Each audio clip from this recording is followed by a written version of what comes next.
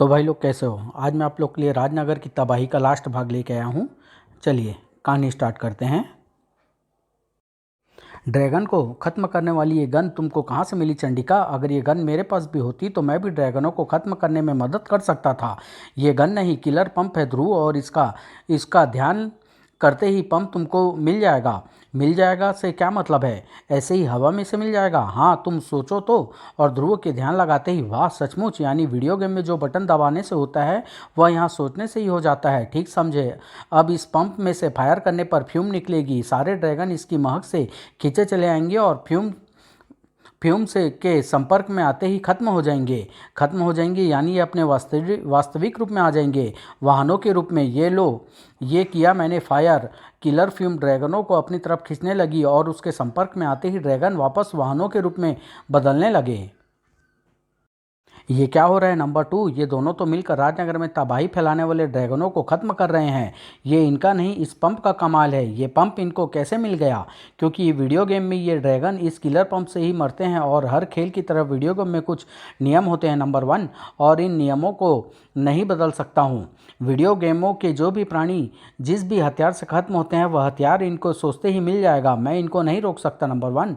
रोक सकते हो, इसको किसी ऐसे वीडियो गेम में डाल दो जहाँ पर ना तो प्राणी हो न ही हथियार। इसको किसी ऐसे भूल भुलैया में डाल दो जहाँ से ये राजनगर की तबाही के बाद ही निकल पाए। और अगले ही पल ध्रुव और चंडिका के आसपास का दृश्य बदल गया। यह क्या हुआ चंडिका? यह हम कहाँ पर आ गए? यह तो डंजन एंड ड्रैगन की भूल भुलैया लगती है। ये गेम मैंने बहुत पहले खेला था, तब यह सब उसमें नहीं था। यह उस गेम का नया रूप लगता है, और इससे कैसे बाहर निकला जाएगा यह मुझे नहीं पता। कोई बात नहीं चंडिका, सामने 3 सुरंगें दिख रही है। इनमें से एक सुरंग बाहर जाने का रास्ता है, और यह सिर्फ कोशिश करने से ही पता लग सकता है कि वह सुरंग कौन सी है। अब हमारे पास वक्त नहीं है, हमको तीनों सुरंगों को एक एक करके तलाशना होगा ताकि हमको सही सुरंग का पता चल सके। नागराज के पास भी वक्त नहीं था। इसको ख़त्म करने का तरीका तो मुझे पता नहीं, लेकिन शायद ये पावर सोर्ड कुछ असर दिखा सके। लेकिन पावर सोर्ड उस मैकेनोसोरस के शरीर से टकराते ही चूर चूर हो गई, और नागराज का शरीर शिकंजे में कस गया, और वह शिकंजा नागराज को उसकी मौत की तरफ ले जाने लगा, यानी अपने मुंह की तरफ। और कंट्रोल स्टेशन पर अजीब से हथियार लिए कई सारे गार्ड कंट्रोल स्टेशन की रखवाली कर रहे हैं। लगता है मेरा शक गलत नहीं है, यहाँ पर ज़रूर कुछ गड़बड़ है, और वह गड़बड़ क्या है वह ये गार्ड मुझे बताएगा। गार्ड का मुंह चिल्लाने के लिए खुला ज़रूर, लेकिन उसमें से आवाज़ नहीं निकली। ब्लैक कैट की एक झलक उसके होश पाख्ता कर देने के लिए काफ़ी थी, और उसके बाद उसके चिल्ला सकने की सारी संभावनाएं खत्म हो गई। अब वह सिर्फ फुसफुसा सकता था। क्या कर रहे हो तुम लोग यहाँ पर? यह हथियार कहाँ से आए तुम्हारे पास? हाँ, हम भारतीय कम्युनिकेशन के गार्ड हैं। ये हथियार भी हमको उन्होंने ही दिए हैं, और हमको आदेश है कि जो भी इस कंट्रोल स्टेशन के आसपास आए उसे उड़ा दिया जाए। ऐसा हथियार तो मैंने आज तक नहीं देखा। इसमें गोलियां कैसे भरते हैं? इसमें से गोलियां नहीं, विखंड किरण निकलती है लड़की, जो किसी भी वस्तु को एक पल के सव्वे हिस्से में हवा कर सकती है, और अगर तूने हिलने की कोशिश की तो तेरा भी यही हाल होगा। बता, कौन है तू? यहाँ किस लिए आई है? इधर ब्लैक कैट रोबो के आदमियों के बीच में फंसी हुई थी, और उधर ध्रुव और चंडिका उस भूल भुलैया में। ये तीसरी सुरंग है चंडिका, लेकिन इसका रास्ता भी हूबहू पहली दोनों सुरंगों की तरह ही है। हाँ, और इसका मतलब है कि हम फिर उसी जगह पर वापस निकल आएंगे जहाँ पर ये तीनों सुरंगें शुरू होती है। ये तो अजीब भूल भुलैया है, जहाँ से चलो फिर वहीं पर आ जाते हैं।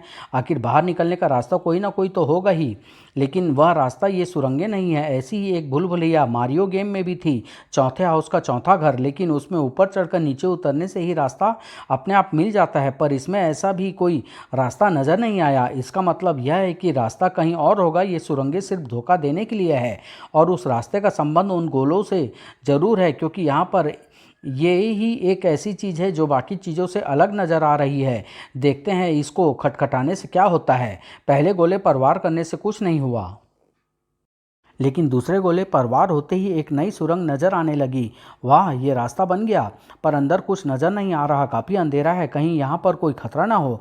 हम जब तक यहाँ पर खड़े रहेंगे राजनगर की करोड़ों जानों पर खतरा मंडराता रहेगा। हमको जल्दी से जल्दी यहाँ से निकलकर राजनगर की तबाही को रोकना है, और उसके लिए मैं हर खतरा उठाने को तैयार हूँ। आओ। और अंदर पैर रखते ही दोनों के शरीर तेजी से फिसलते चले गए। ओ माय गॉड, यह तो जॉइंट स्लाइड है ध्रुव। हम बहुत तेज़ी से नीचे फिसल रहे रहे हैं। अगर नीचे हमारी स्पीड को कम करने के लिए कोई चीज़ न हुई तो हमारी हड्डियाँ बदन से अलग हो जाएंगी। लेकिन उसकी नौबत नहीं आई। नीचे तक पहुंचते पहुंचते स्लाइड का ढलान काफ़ी कम हो चुका था। पता नहीं अब हम बाहर निकल कर किस मुसीबत में फंसने वाले हैं। लेकिन जिस जगह पर ध्रुव और चंडिका बाहर निकले वहां पर कोई और मुसीबत में था। नागराज, ओह, यह तो हम स्टील मॉन्स्टर के गेम में आ गए हैं और यह टेकेनो मैकेनोसोरस है। इससे बचने की कोशिश मत करो नागराज। जितना कसमसाओगी ये उतना ही तुमको दबाता जाएगा। तुम जादुई रसायन का ध्यान करो और हाथ में आते ही उसको तुरंत पी जाना। जादुई रसायन तो यह है इस मैक्नोसोरस का तोड़। नागराज ने जादुई रसायन पीते ही सब कुछ सामान्य अवस्था में आ गया। ध्रुव, चंडिका, तुम लोग यहाँ पर कैसे आ गए? हम एक दूसरे गेम में फंसे हुए थे। न जाने कैसे हम उस गेम से इस गेम में आ गए तुम्हारे पास। चलो, ये तो अच्छा ही हुआ कि तुम लोग यहाँ पर आ गए अब। और चंडिका ने मुझे मैक्नोसोरस को मारने का तरीका बता दिया, वरना यह राक्षस मुझको ही मार डालता। अभी ये वीडियो गेम इफेक्ट खत्म हो गया है, लेकिन न जाने फिर कब शुरू हो जाए। इसलिए इन दोनों को लेकर यहाँ से निकल जाओ। भारती, मैं, नागराज और चंडिका इस समस्या की जड़ तक पहुँचने की कोशिश करते हैं। और उस अंतरिक्ष यान में यह क्या हो गया? नंबर 2, ये दोनों नागराज और ध्रुव तो अलग अलग गेमों में फंसे हुए थे। ये एक जगह पर कैसे आ गए? ये दोनों गेम एक ही कंट्रोल पैनल में चल रहे हैं। नंबर 1, इसलिए इनका कहीं ना कहीं से कनेक्शन होना स्वाभाविक है और यही कनेक्शन राजनगर में चल रहे अलग अलग वीडियो गेम इफेक्टों तक भी पहुंच गया होगा। दोबारा ऐसी गलती मत करना और वीडियो गेम को तुरंत बदल दो। और राजनगर में भारतीय अभिषेक और उसकी माँ को लेकर निकल चुकी थी। तुमने इस समस्या की जड़ तक पहुँचने की बात कह तो दी ध्रुव, लेकिन उस जड़ को ढूंढा कैसे जाएगा? वह जड़ तुम्हारे कंट्रोल स्टेशन में है नागराज, उसको ढूंढ कर नष्ट कर दो तो ये वीडियो इफेक्ट भी नष्ट हो जाएगा। तुम कंट्रोल स्टेशन जाकर अपना काम करो और हम लोग यहाँ पर इस तबाही को रोकने की कोशिश करते हैं। ओके ध्रुव, गुड आइडिया। नागराज तुरंत कंट्रोल स्टेशन की तरफ रवाना हो गया। हम लोग तबाही को कैसे रोकेंगे ध्रुव? हमारा दुश्मन हर बार गेम बदलता जाएगा और हम लड़ते लड़ते थक जाएंगे। यह जो कुछ भी हो रहा है चंडिका, वह किसी अत्याधुनिक विज्ञान का करिश्मा है और अत्याधुनिक विज्ञान से ही काटा जा सकता है। हम धनंजय की मदद लेंगे। उसके पास स्वर्ण नगरी की अत्याधुनिक तकनीक मौजूद है। फिफ्थ एवेन्यू समुद्र तट के बंगाल में ही स्थित था। कुछ ही मिनटों बाद वह आ गई। डॉल्फिन, यह मेरा संदेश स्वर्ण नगरी तक पहुंचा देगी। ध्रुव और डॉल्फिन के बीच सीटियों की भाषा में बातें शुरू हो गई और तभी अचानक ध्रुव, वीडियो इफेक्ट फिर से शुरू हो रहा है और कंट्रोल स्टेशन के पास सिचुएशन कंट्रोल में है। मुझे फिलहाल बीच में पढ़ने की ज़रूरत नहीं है। तुमने शायद सुना नहीं कि मैंने क्या पूछा? कौन हो तुम? मुझे तुम जैसे कीड़े ब्लैक कैट कहते हैं। जानते हो क्यों? क्योंकि मेरा पहनावा बिल्ली जैसा है, हरकतें बिल्लियों जैसी है और मेरा हथियार भी बिल्लियाँ ही है। Jennifer, attack! जेनिफर नाम की उस बिल्ली से टकराते ही मांस के लोथड़े हवा में बिखर गए एक धमाके के साथ और इस धमाके से शुरू हो गया युद्ध का ऐलान। ब्लैक कैट के पास अब पूछताछ करने का समय नहीं था। गुंडों के पास अत्याधुनिक हथियार तो जरूर थे, लेकिन हथियारों से न तो कोई लड़ाई कभी जीती गई है और न जीती जाएगी। लड़ाई में काम आता है तो ठंडा दिमाग, युद्ध कौशल और जीतने की एक ज्वलंत इच्छा। कमाल है, इस लड़की ने तो पलक झपकते ही सारे गुंडों को बेहोशी की दुनिया में पहुंचा दिया और मुझे इतना भी मौका नहीं दिया कि मैं इसको रोक सकूं। अरे, ये कौन आ रहा है? अभी मेरा छिपे रहना ही उचित लगता है। आने वाले की खबर ब्लैक कैट को भी हो गई थी। कोई आ रहा है, यह जरूर इन कमीनों का बॉस होगा। जो भी हो, अब यही मुझको बताएगा कि यहाँ पर क्या हो रहा है। ब्लैक कैट ने नागराज के बारे में काफ़ी कुछ सुन तो रखा था, लेकिन उसको देखा कभी नहीं था। अरे, यह क्या? ये तो वही गार्ड लगते हैं जो आने वाले थे। इस कंट्रोल स्टेशन में ज़रूर कुछ गड़बड़ है, लेकिन इनकी ये दयनीय हालत बनाई किसने? मैंने। ओह, कौन हो तुम? तुम्हारे गुंडों को मैं पहले ही बता चुकी हूँ कि मुझे ब्लैक कैट कहते हैं और ये जानने के बाद वे होश में नहीं रह पाए। अब तुम मुझे बताओ कि तुम कौन हो? इस कंट्रोल स्टेशन पर तुम्हारे आदमी क्या कर रहे हैं? हालांकि तुम मुझे अपनी पोशाक से ही अपराधी लग रही हो और मैं तुम्हारे सवालों को जवाब देने को बाध्य नहीं हूँ, लेकिन फिर भी बेकार के झगड़े से बचने के लिए बताता हूँ। ये कंट्रोल स्टेशन मेरे दोस्तों की सैटेलाइट कंपनी का है और इस कंट्रोल स्टेशन के ये गार्ड थे जिनको तुमने बेहोश कर दिया है। ओह, तो ये गुंडे तुम्हारे गार्ड थे? तो ज़रा यह भी बता दो कि इनके पास ये हथियार कहाँ से आए जो विखंडन किरण छोड़ते हैं और देखने से ही पृथ्वी के नहीं बल्कि दूसरे ग्रह के लग रहे हैं। मुझे नहीं मालूम कि हथियार कहाँ से आए। यह बात तो सिर्फ ये गार्ड ही बता सकते हैं। ओह, यानी तुम ये नहीं जानते कि तुम्हारे ही आदमी हथियार कहाँ से लाए? लगता है उंगली टेढ़ी करनी ही पड़ेगी। ओह, तुम मुझे गलत समझ रही हो। सुनो, मैं ना बताओ कि इस कंट्रोल स्टेशन में क्या गड़बड़ी हो रही है। इधर नागराज ब्लैक कैट को अपनी बात नहीं समझा पा रहा था और दूसरी तरफ ध्रुव खुद नहीं समझ पा रहा था कि ये आखिर आखिर हो क्या रहा है। क्या यह क्या चंडिका, एकाएक आकाश में बहुत सारे लड़ाकू विमान आ गए हैं और ये राजनगरों पर बमों की बारिश कर रहे हैं। ऐसे तो ये 1 घंटे के अंदर अंदर राजनगर को तबाह कर देंगे। इसे रोकने का क्या तरीका है। ये टोरा टोरा वीडियो गेम चल रहा है ध्रुव। ये फाइटर बॉम्बर प्लेन है। इनको नष्ट करने के लिए हमको फ्लाइंग एंटी एयरक्राफ्ट गन का सहारा लेना पड़ेगा। Flying anti aircraft gun. लेकिन एक बात का ध्यान रखना ध्रुव, इन फाइटर प्लेनों को एक ही बार में नष्ट करना होगा और इसके लिए इनके बीचों बीच में वार करना जरूरी है। किसी और जगह पर निशाना लगने से यह हमारी स्थिति को भांप कर हम पर ही मिसाइल दाग देगा।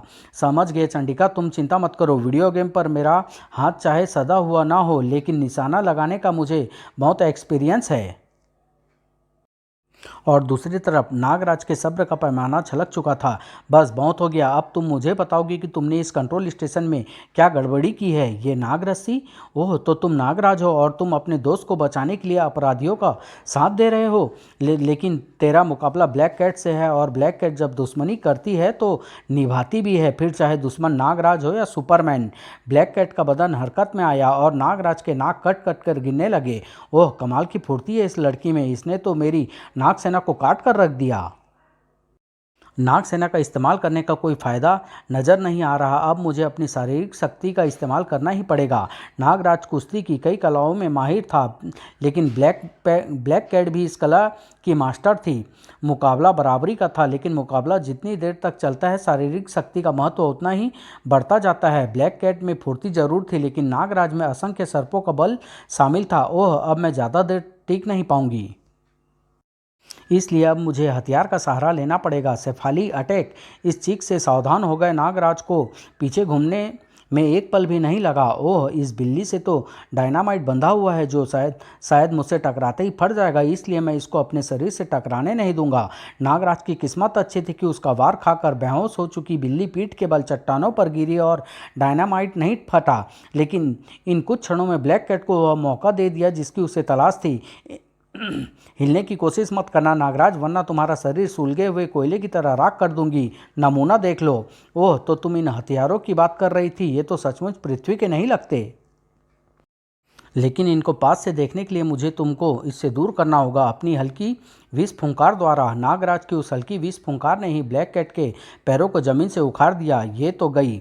अब इस गन को देखा जाए। अरे, ये तो सचमुच किसी अत्याधुनिक तकनीक से बनी हुई लगती है, जैसे किसी और ग्रह से आई हो। कहीं ऐसा तो नहीं कि नागराज में हो रही इन क्रियाओं के पीछे दूसरे ग्रह वालों का हाथ हो और वे मेरे कंट्रोल स्टेशन के जरिए वे सिग्नल भेज रहे हैं जो राजनगर की में तबाही फैला रहे हैं। मुझे तुरंत ध्रुव को यह बात बताकर और गन दिखाकर अंतरिक्ष वैज्ञानिकों की मदद लेनी चाहिए।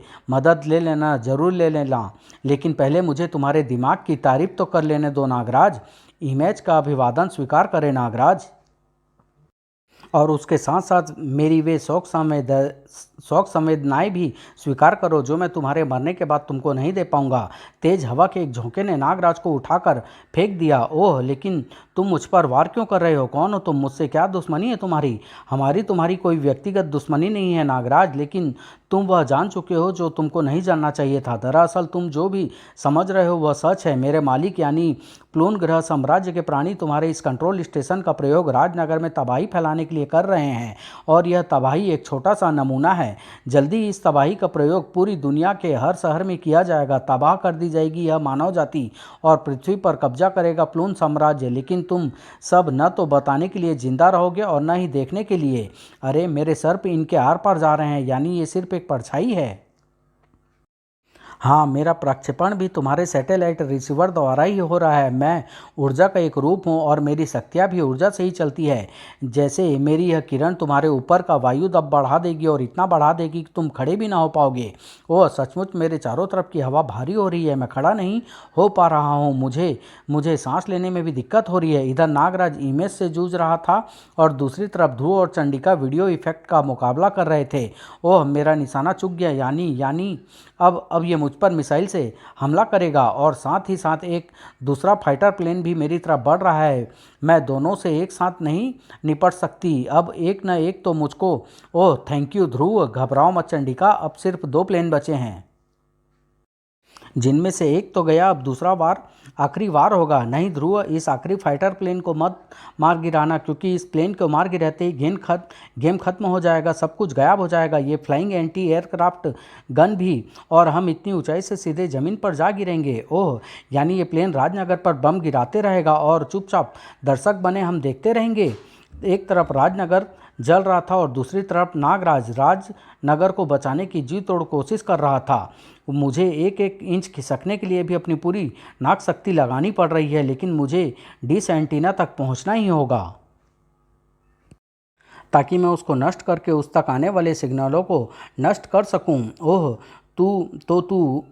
तू अभी भी सरक सकता है, यानी मुझे हवा का दबाव और बढ़ाना पड़ेगा।